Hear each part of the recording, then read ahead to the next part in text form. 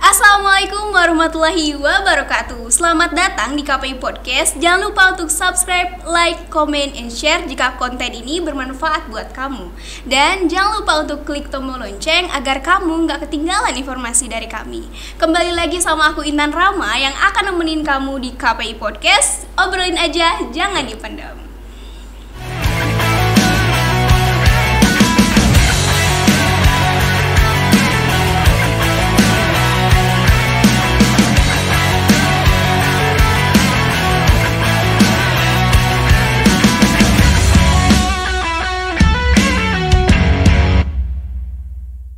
Kali ini aku kedatangan salah satu bintang tamu, yaitu Ketua Korkom IMM Universitas Muhammadiyah Bandung, yaitu Kang Aziz Muslim. Masya Allah.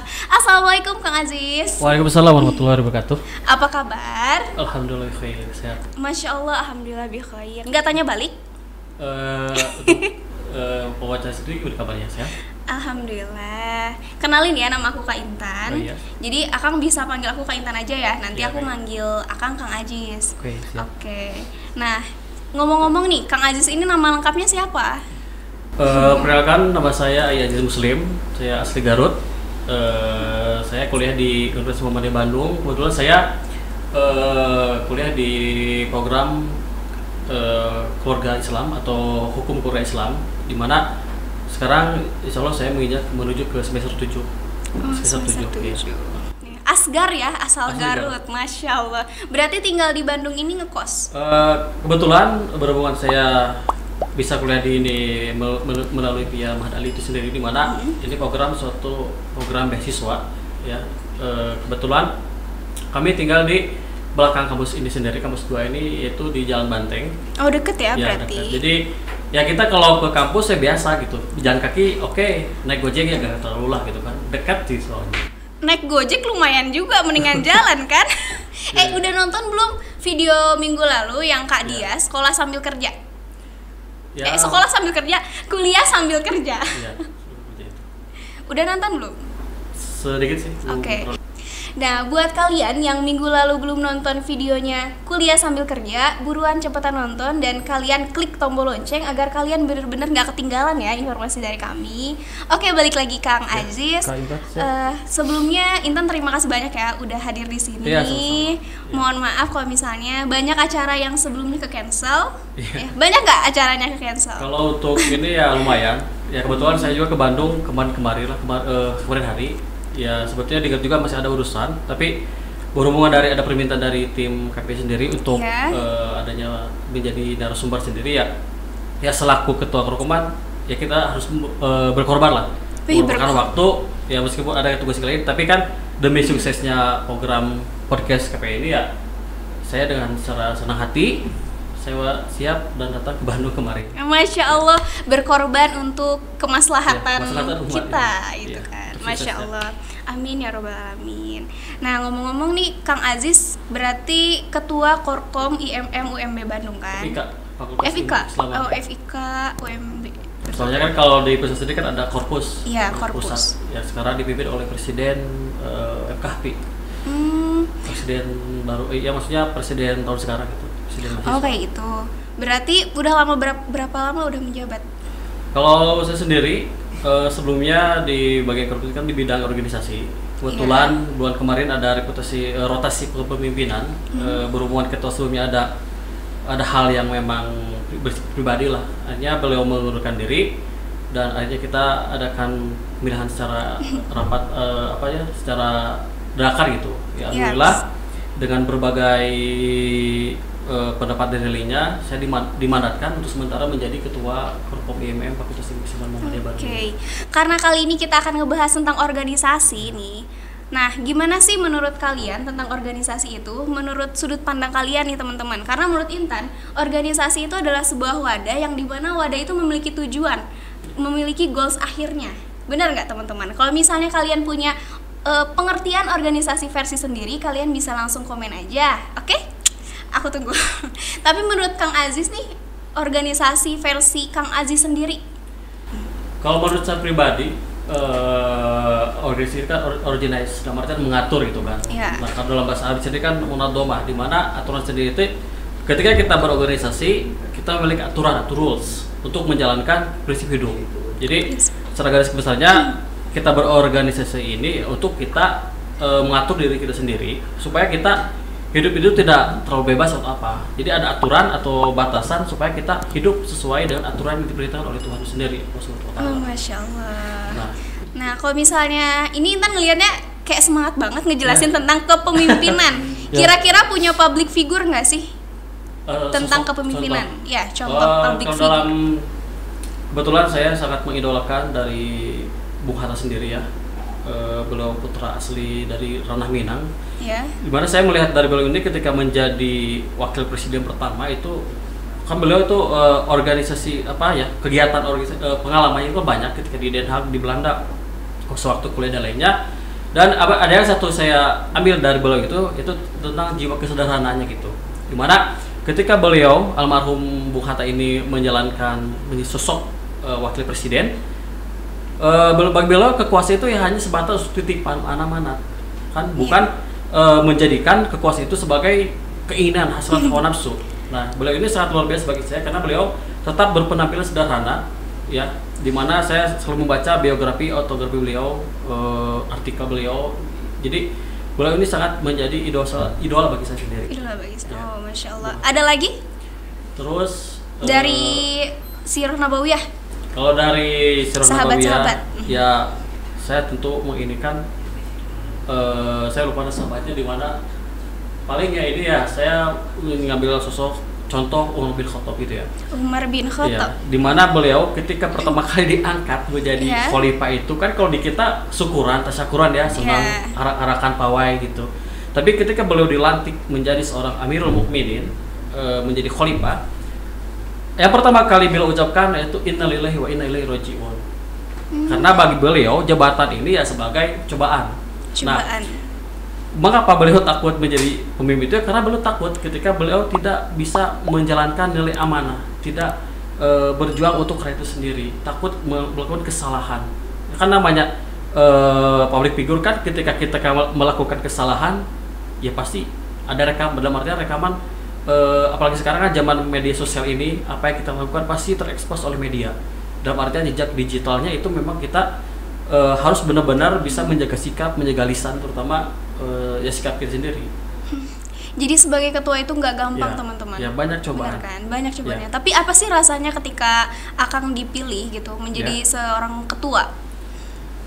Pertama kali saya rasakan sama ya, dalam artinya saya bukan berarti tidak menerima mandat tersebut gitu ya, tapi ketika saya diamanatkan untuk menjadi ketua, ya mungkin qadarullah bagi saya, qadar takdir Allah, mungkin ini skenario Allah ya, secara mau tidak mau ya saya harus siap untuk menjadi ketua Forkom meskipun PLT ya, dalam artian masih posisi sementara.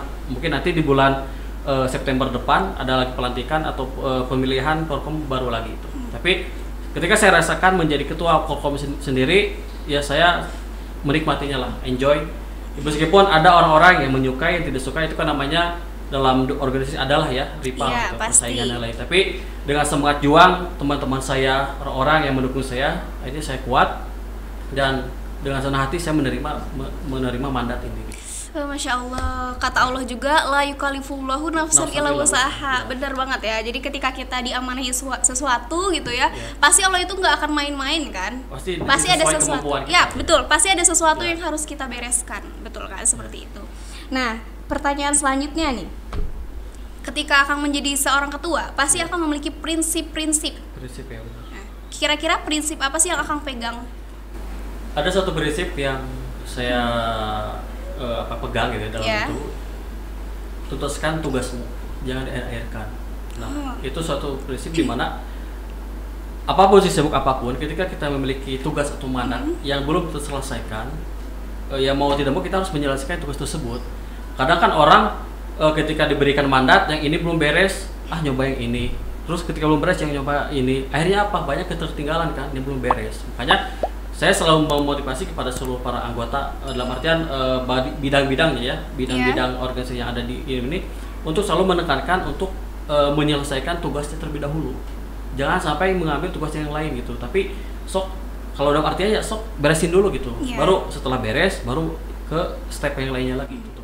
Menyelesaikan apa yang sudah dimulai Iya, gitu. dimulai. Tapi ngomong-ngomong ada berapa bidang nih di IMM itu? Kalau di Korkom sendiri itu ada 8 ya. 8. Pertama mungkin Sekum, Sekretaris Umum. Ya. Kedua Bendahara Umum. Terus bidang organisasi mantan. Saya itu mantan. Terus bidang ada mantan juga. Iya, bidang organisasi. Iya, terus bidang pengkaderan dan bidang imawati. Baru 5 kan, 3 lagi itu bidang sosial pemberdayaan itu untuk kemasyarakatan. Terus bidang SBO alias seni budaya olahraga dan terakhir astagfirullah bentar ya. Auzubillahiminasyaitonirrajim. Intan bantu pakai doa. Aduh, baru 7 nih. Satu lagi. Oh ya, bidang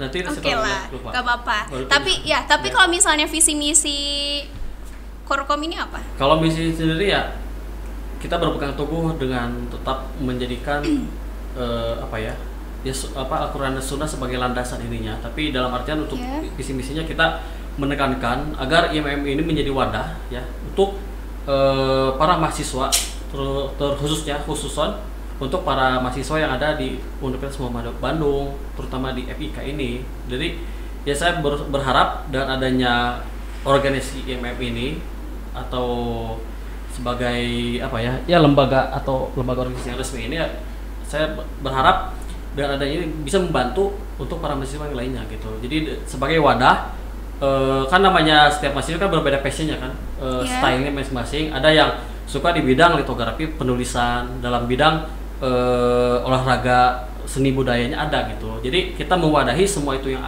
apa yang mereka inginkan dengan adanya bidang tersebut, seperti tadi seni budaya olahraga. Nah di bidang ini kita mengadakan jadwal mungkin tapak suci gitu ya kalau kita untuk bela dirinya sendiri itu ada untuk wadah setiap mahasiswa yang ingin menyalurkan minat bakat itu sendiri. Karena kan banyak banget ya bidangnya. Kalau misalnya ada nggak sih kesulitan Kang Aziz ketika memimpin menjadi seorang ketua untuk mengkoordinasi 8 bidang itu? 8 atau 7 tadi? Maaf. 8 tapi 8 ya. Oke. Ada kesulitan nggak? Kalau kesulitannya mungkin ya karena berhubungan kepala bidang sendiri kan ada kesibukan masing-masing lah. Ada yang kerja kan, ada yang sambil ngajar. Ya mungkin ya paling saya setiap 2 minggu sekali atau bahkan sebulan kita mengadakan evaluasi gitu. Evaluasi setiap bidang itu sendiri sudah sampai mana goals mereka atau tujuan mereka untuk mengimplementasikan bidang-bidang masing-masing. Tapi alhamdulillah gitu ya, semenjak dari tahun kemarin sampai sekarang ya meskipun kurang maksimal, tapi setidaknya para kepala bidang ini ya berusaha untuk memberikan yang terbaik untuk para mahasiswa. Ya untuk urusan minat bakat dari mahasiswa itu ya terserah kan. Ya kadang mahasiswa kan kita tidak bisa memaksa mereka untuk hayu berorganisasi. Tapi kan kita berpikirnya ya bila mana masih ada waktu gitu kan, ya silahkan untuk berorganisasi. Bila tidak ya minimal bisa menjaga nama baik organisasi tersebut. Oh ya, jadi menjadi seorang ketua itu nggak gampang teman-teman. Ada rintangan ada rintangan dan cobaannya. Karena menurut Intan, seorang ketua itu adalah sebuah cerminan. Ketika ketuanya memiliki visi dan misi yang jelas, maka anggota keseluruhan pun akan punya tujuannya kan. Sama tujuan konstitusinya. Nah, terus gimana sih cara Akang untuk bisa karena gini, ketika kita berorganisasi, adalah ucapan-ucapan yang memang tidak mudah diterima oleh orang lain, ya kan? Bagaimana sih cara Akang untuk menyelesaikan hal tersebut? Tapi menurut Akang ya, seberapa penting nih buat mahasiswa yang baru? Misalkan sekarang penerimaan mahasiswa baru ya? Iya. Angkatan COVID. Jadi nih, menurut Akang penting nggak sih organisasi itu buat mahasiswa baru?